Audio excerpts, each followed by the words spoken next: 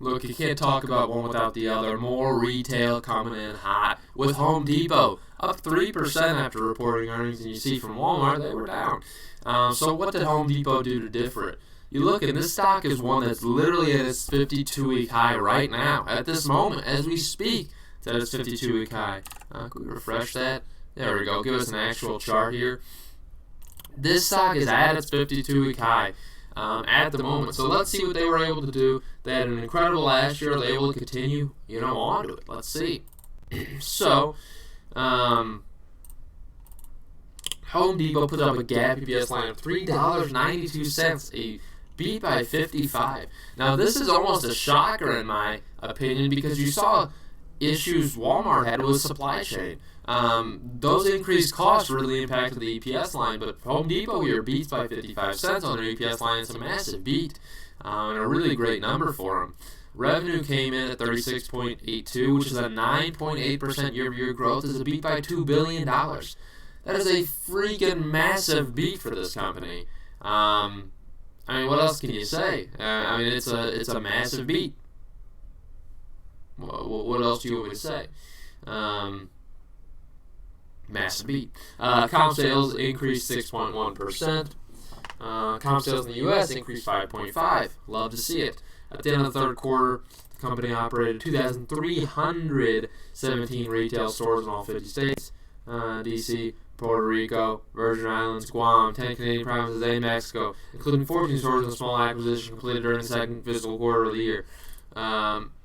That's cool for you. I don't know what that last point really has to do with anything, but it's exciting. You can talk about store increase, I guess, but don't need to talk about how many stores you have in general. Look, Seeking Alpha. That's not the important bullet point here. We have a lot more important bullet points to talk about today. Net earnings, dude. This is great money. Net income line, $4.1 billion compared to $3.4 billion the year prior. So they even grew that net income line year over year. Really incredible numbers here. I don't know. Anyone else got a spot on their glasses? And look, when I take these off, I couldn't even tell you what those words say. They're literal mush to me. I couldn't tell you that there are words. It just looks like lines. I do still see there's a doo-doo stain in the top left. I don't know why the website's got a doo-doo stain up there. It's hard to say. Why do they put that there? It's very weird. Get a better background. I'd rather have a plain white background than a doo-doo background. So let's look at some of the good stuff here. Obviously, we saw the net sales growth in a massive way. Does this chart go over a little bit? Yeah, it does. So let's go around here so we can get a better picture here. Net sales, obviously massive growth of 15%. I guess I could do that. 15% in the 9 months ending line here in terms of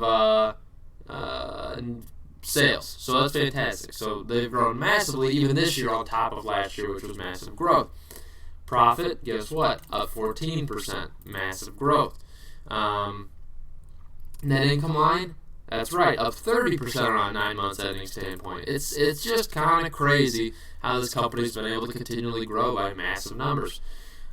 Transactions, now the transactions on a 3-month basis did decline. They are up 1.3% 9 months ending, but average ticket increased massively, 12.9% and up 11.5% on a 9-month standpoint.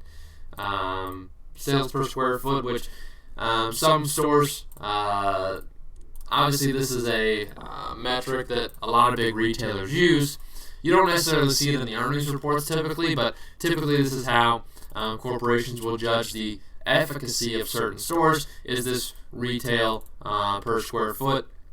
Based on the size of the store, how much dollars they're doing. Obviously, your bigger stores have a more difficult time because you're going to have to be putting out more in terms of sales. But that number has increased 12% on a 9 months basis and 6% on a 3 months. So it's just incredible. They've already got a balance sheet showing for me. Look, this is just a minimalist press release. Look at that. This is minimalist, and I love it. Everything about it. They don't need to tell you any nonsense. Let's look at this balance sheet while we're at it. October compared to, guess what? I could compare it to year over year, and that's what I'll do. Compare it to November. So total current assets have declined in the last year. according to this, 30.4 compared to 34.5. Really a massive decline here in the cash and cash equivalents, but an increase in inventories, mostly due to a preparation for Q4. Total assets in general did rise, though. You see a big increase here in terms of this goodwill line and other assets. 73 billion compared to 66.9. There's a pretty good number in the middle here, as highlighted on your screen. Liabilities, let's take a look here. Total current liabilities they've risen, okay? 26.9, another great number as highlighted on your screen here, compared to 25.3. Slight growth here in the accounts payable line. Nothing too crazy though. Long-term debt also rose, so you got to keep that into consideration. Total liabilities rose by a decent margin here, 71.9 compared to 65.3. So shareholder equity, again, this is a company that is not, it's not a pretty balance sheet. Look, I think this company's got too much long-term debt for the balance sheet size that they have. You're talking about long-term debt of half what they have in assets. I mean, it's not a pretty balance sheet. Equity at $1 billion has actually declined over the last year. And in the last 9 months, it declined pretty steadily. For a company that's had such a massive EPS line and net income line, I don't know how this is feasible. I don't like the balance sheet on this company. I'm still invested with a small position, which has been actually fantastic for me because I bought it in 2017. And as you might be able to tell from the numbers here, we're up pretty big. I'm not going to say we're up 200% or anything, but we are. One of the first positions in my Robinhood portfolio actually was Home Depot. It took a lot to save up for a share, by the way. It was $150, but now it's $386. Look, the company's trading it's trading pretty expensive. For a retailer, it's trading expensive. This is going to be a company bringing in $120 to $130 billion in revenue, which is a fantastic number. I believe it's $150 this year. I believe they're bringing in closer to $150. I think. Ooh. Let me look at that 9 months end. That's bad on me. Oh, there we go. 9 months ending. Yeah. So it'll be right around 150.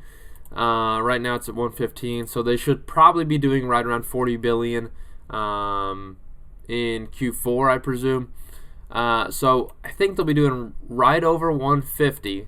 And they're trading at a market cap of $400 billion, which is pretty expensive for retailers. You got to understand, retailers' price to sales typically are nowhere near the 2 range. 1.5 is typically expensive for a retailer's price to sales. But the PE ratio is pretty cheap here. It's going to be really right around 27. Again, you have to account for this gain too, so should float around there still. And the starting yield still at 1.7%, which is pretty nice. Not necessarily a buyer at the 52-week high for Home Depot, but it's a great company. It really is. I don't think you'll be upset when you look 5 years out buying Home Depot at these levels. I'm just not necessarily a buyer at these levels. Don't usually like buying stocks at their 52-week highs because, it creates a lot of opportunity for negativity, I guess, from there. So that's what I got for you. Hope you have a great day.